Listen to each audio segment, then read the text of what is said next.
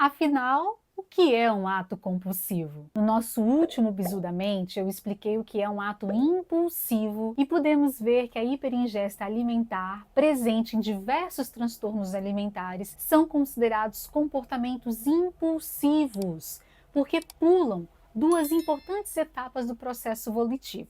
Certo? Bem diferente do que acontece nos atos impulsivos, onde não há uma análise, não há uma ponderação sobre a intenção, sobre o propósito, ou seja, a pessoa passa da intenção para a execução sem avaliar os pontos positivos e negativos, sem analisar as consequências das ações. Os atos compulsivos não ocorrem de imediato. Os atos compulsivos, eles acontecem após alguma análise consciente, havendo muitas vezes uma luta, uma resistência contra a ação. A pessoa se sente compelida a realizar a ação, mas diferente do ato impulsivo, nem sempre essa ação lhe gera uma sensação de prazer quando ela está sendo executada. A pessoa sente muitas vezes apenas um certo alívio, em geral temporário, para a sua experiência disfórica. São exemplos aqui de atos compulsivos. A cleptomania, quando a pessoa se vê impelida a roubar determinado objeto, do qual ela não necessita e cujo valor financeiro é irrelevante. A oniomania, que é a compulsão por compras e cujo ato é precedido por uma ansiedade muito intensa. A toxofilia, que é o comportamento compulsivo no padrão de uso de drogas na dependência química. Jogo patológico, que é um comportamento mal adaptativo, persistente,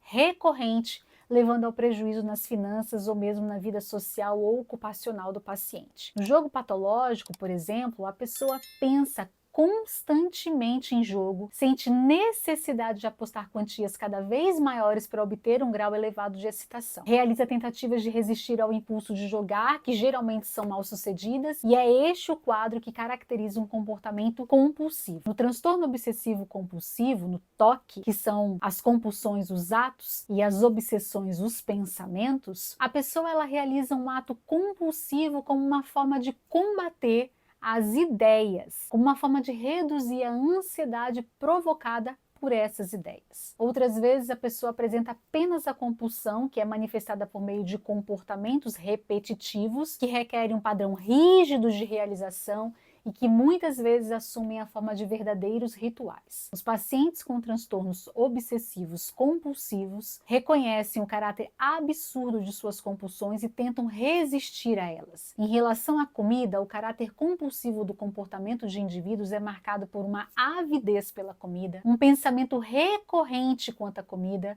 por vezes uma negação da dependência da comida e sintomas de abstinência quando sem a comida, além de prejuízos psicossociais significativos devido à ruminação relacionada à comida. Então, fique muito atento, porque se existe a intenção, se você delibera, analisa, avalia os aspectos positivos e negativos, se você até luta contra o ato, resiste, mas ainda assim se sente compelido a realizar e por vezes durante o ato você nem sempre sente prazer, e em geral o seu prazer não está na comida, mas sim no cessar dos pensamentos que te levam a comer, você apresenta sim um comportamento compulsivo alimentar. Então, se você gostou dessas dicas, por favor, compartilhe, para que nós possamos levar mais conhecimento para as pessoas que por vezes não conseguem nem diferenciar o seu tipo de comportamento, se é um comportamento impulsivo ou se é um comportamento compulsivo, ok?